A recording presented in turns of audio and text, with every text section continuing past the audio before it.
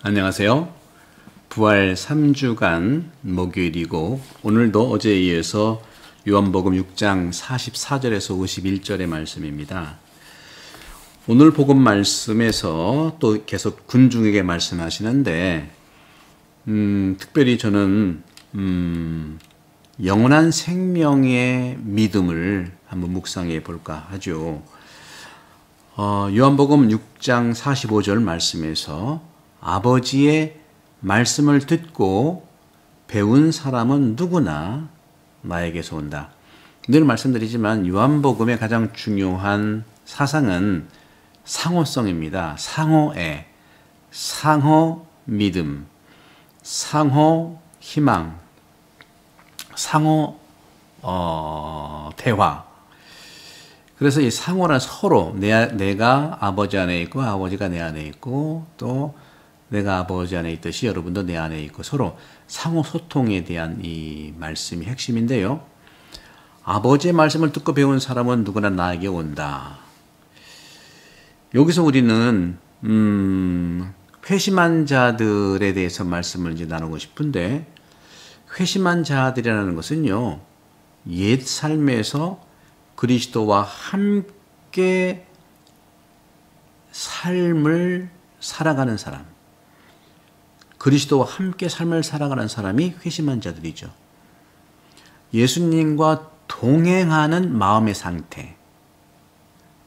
엠마오로 가는 제자들이 함께 갔을 때 그 옆에서 함께 이야기하고 성경 말씀 얘기해주고 쭉 대화했는데도 못 알아들었잖아요. 마음에도 없었잖아요. 예수님이라는 것을. 그러나 바로 그 사람들이 알아차렸을 때는 이미 예수님은 사라진 거예요. 왜? 이미 내 안에 계시기 때문에 그렇죠. 늘 그렇기 때문에 내가 의심하고 못 알아들었을 때는 늘 주님은 내 곁에 있는 겁니다. 내 곁에 있어요. 그러니까 여러분들 저는 믿음이 약해요. 저는 믿음이 부족하고요. 그렇게 하실 그때 예수님은 여러분 바로 옆에 있다는 거죠. 여러분 바로 귀에 있는 것이고요. 하지만 뭐 제복음을 5분 말씀이라든가 제가 하는 많은 신학학교라든가 많은 걸 들을 때 알아듣겠네 끄덕끄덕하면 예수님은 사라졌어요. 왜 더 이상 내 안에 있을 필요가 없고 똑같이 내가 그렇게 뭘 이해 알아듣지 못한 그 사람한테 가는 겁니다. 여러분 얼마나 아름다운 일입니다. 이게 선교예요. 내가 못 알아들을 때 내가 알지 못하고 더 배우고 싶을 때 늘 주님은 함께 계시고 무언가를 통해서 이런 가톨릭 책방을 통해서 그리고 평화방송을 통해서 또 책을 통해서 늘 우리에게 들어주시고 얘기해 주시고 그렇습니다. 그러나 내가 알아차렸을 때 통찰이 왔을 때 눈이 떴을 때 예수님은 사라지게 됐었고 왜? 또 다른 나 같은 사람에게 가기 위해서 그런 것이죠. 그래서 많은 신앙인들에게 어려운 것은요. 마치 내 마음에 대고 내 양심에 대고 말하고 있는 목소리, 하느님의 목소리, 예수님의 목소리처럼 각자 내 마음 안에서 하느님의 현존을 알아차리는 것, 이것이라기보다는 이웃 안에서 매일의 삶 속에서 하느님을 알아차리는 것이 참 중요하다는 것이죠. 늘 자기 중심의 삶은 그것이 잘못된 게 아니에요. 그러나 자기 중심의 삶으로만 신앙생활을 할 수 없어요.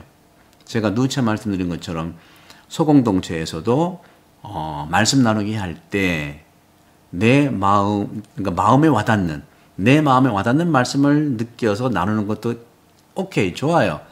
그러나 하느님 마음에 드는 말씀을, 하느님 마음에 드는 예수님의 말씀을 찾는 것이 더 필요하다는 것이죠. 요청된다는 것이죠. 그것이 바로 하느님이 나한테 주고자 하는 메시지를 내가 발견하는 게 중요하다는 것이죠. 여러분들, 전 농담처럼 얘기하지만 전 초등학교 때 소풍 가면 보물찾기를 많이 하잖아요. 보물찾기 하는 저는 별로 찾아본 기억이 별로 없어요. 보물을 항상 보면 높은 데다 올려놓고 제가 키가 작았기 때문에 뭐 어떻게 할 수가 없어요.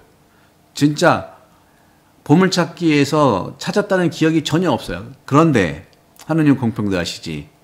길거리에 갈 때 어두울 때도 바닥에 있는 그런 돈은 제가 발견하더라고요. 더 바닥과 땅과 가깝기 때문에 그런 거예요.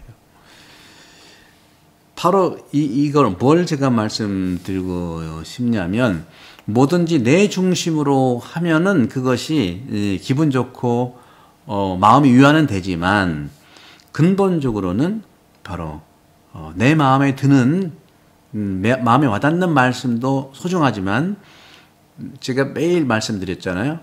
주님이 이 복음을 통해서, 즉 하느님이 예수님을 통해서 하시고자 하는 그 보물과 같은 말씀을 내가 요점을 파악을 하고, 그 요점 중에서 나한테 지금 적합하게 나한테 주시는 선물 메시지가 어떤 걸까를 내가 발견하고 이해하는 것, 이것이 성찰이고 식별이거든요.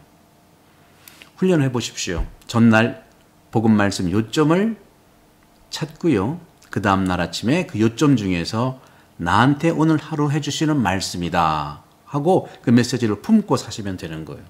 품고 살면은 그 메시지가 워낙 힘이 있기 때문에 나를 움직인다는 것이죠. 저도 그렇게 지금 강론도하고 살아가고 있는 거죠. 그런 점에서 제가 이제 나누고 싶은 말씀은 내 안에 계신 다시 말하면 내 안에 계신 그리스도를 바라보는 것도 중요해요. 근데 늘 있잖아요. 그리고 상대방에 계신 그리스도를 바라보는 것도 중요해요. 상대방이 나한테 관계는 좀 편치 않지만 상대방 안에 계신 예수님을 생각해서 그 사람과 화해하고 그 사람을 좀 사랑하는 것도 아름다운 일이긴 해요. 그런데 말입니다. 상대방 관계는 힘든데 상대방 안에 있는 예수님 때문에 내가 그분을 대화하고 이해한다? That's okay. 좋아요. 그런데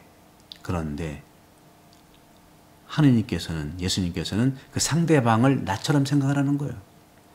상대방과 예수님을 분리해서 상대방은 나한테 관계가 좀 소원하고 정말 어렵지만 상대방 신자니까 상대방 안에 있는 예수님을 보고 내가 이해하고 대화한다. 참 아름다운 일이긴 한데 기본적으로 예수님께서 하시는 말씀은요. 그 사람 안에 계신 예수님을 바라보는 걸 뛰어넘어서 내가 그리스도 안에서 모두를 바라봐야 되는 거죠. 그리스도의 시선으로, 그리스도의 마음으로 내가 그리스도 안에서 모두를 바라봐야 된다는 초대입니다. 그러기 위해서는 예수님의 메시지, 나한테 주시는 메시지를 발견하고 이해해야 된다는 것이죠. 그럴 때 나는 실행할 수가 있는 거죠. 러시아 출신의 익명의 영성 작가의 저서죠. 이름 없는 순례자. 거기에서 이렇게 말합니다. 우리의 눈들이 열렸다면 모든 것 안에서 예수님을 볼 수 있을 것이다. 얼마나 아름답습니까? 이렇게 고백하면서 땅에 키스하고 꽃을 가슴에 안고 누구든 만날 수 있는 것은 바로 이 때문이다. 그리스도 안에서 모든 것을 만나기 때문인 것이죠. 이를 위해서 모든 것이 나를 이제 다음과 같은 기도를 하면서 도와줍니다. 하느님의 아들 주님 예수 그리스도님, 죄인인 저에게 자비를 베푸소서. 이 예수 기도예요. 요한복음 오늘 복음의 47절에 보면 믿는 사람은 영원한 생명을 얻는다 하고 말씀하십니다. 바로 강생하신 인간이 되신 하느님 예수 그리스도를 이해하고 만나는 데 있어서는 이성적인 논리, 인간적 노력으로 이해는 할 수 있지만 그 인간적 노력으로만은 도달할 수가 없을 거예요. 그러면 그리스도를 어떻게 만납니까? 바로 인식을 통해서, 바로 인식은 하느님의 비추심, 다시 말하면 신앙입니다. 오늘 믿음이라고 해요. 믿는 사람은 영생을 얻는다고 그랬죠. 우리도 세례 때에 사제로부터 질문을 받잖아요. 무엇을 청합니까? 우리는 말했어요. 신앙을 청합니다. 그럼 신앙은 우리에게 무엇을 줍니까? 영생, 영원한 생명을 줍니다 하고 말씀했습니다. 삶은 시간과 함께 지나갑니다. 그렇다고 단지 그 시간이 삶의 의미를 주지는 않아요. 삶에서 우리가 만나는 사람들은 언젠가는 떠나고 죽습니다. 하지만 하느님은 영원하시고 결코 우리를 떠나지 않으신다는 믿음이죠. 신앙 안에서 만나면서 우리는 영원한 생명 안으로 들어가는데 그것은 이미 지금 여기에서 이루어지고 있는 것입니다. 구독, 전파 부탁드리고요. 여러분들 모두에게 축복을 드립니다. 성부와 성자와 성령께서는 여러분 모두를 강복합니다. 감사합니다.